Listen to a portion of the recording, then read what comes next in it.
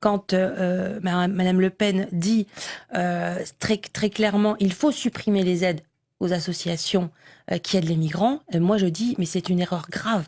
C'est une erreur grave, pourquoi? Parce que ça veut dire que si les associations ne sont plus présentes, si les associations ne donnent plus à manger, si les associations n'aident pas pour telle ou telle problématique, ils vont se retourner vers qui, les migrants?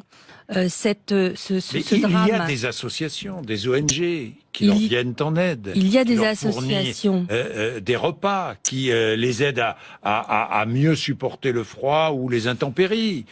Le froid, les intempéries, c'est l'État qui le prend en charge. Oui, c'est l'État qui le prend en charge. Il y a un dispositif mais actuellement. sinon, ces associations viennent en aide à ces migrants. Ces associations, pour certains, ce sont des personnes, humanistes, qui sont dans l'empathie et qui veulent les accompagner.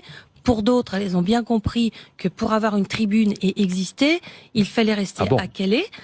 Et donc, vous accusez ces associations de se servir finalement des migrants pour exister? Mais bien évidemment, mais elles le font régulièrement et elles n'ont aucun intérêt à ce que Vous êtes, Natacha Bouchard, vous êtes chrétienne, catholique, croyante? Je suis chrétienne, non pratiquante. Non pratiquante. Vous avez lu la déclaration du pape François hier, qui a une nouvelle fois lancé un appel à l'hospitalité envers les immigrés, estimant que le péché était de renoncer à la rencontre avec l'autre. Est-ce qu'il est dans son rôle? Il est dans son rôle, évidemment. Il est dans son rôle. La rencontre avec l'autre est quelque chose pour moi de fondamental.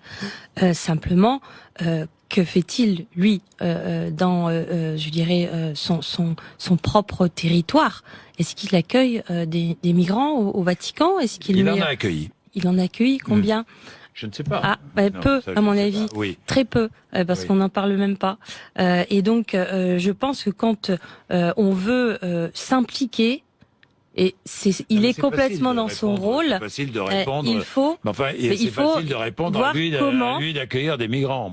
Bon. Non, mais donner des leçons aux autres, c'est très facile. Il donne des leçons. Vous pensez qu'il donne des leçons? Lorsqu'il dit le péché, c'est de laisser ses peurs déterminer nos réponses, conditionner nos choix. Il a raison. Il a raison compromettre le respect, la générosité, alimenter la haine et le refus. Le péché, c'est de renoncer à la rencontre avec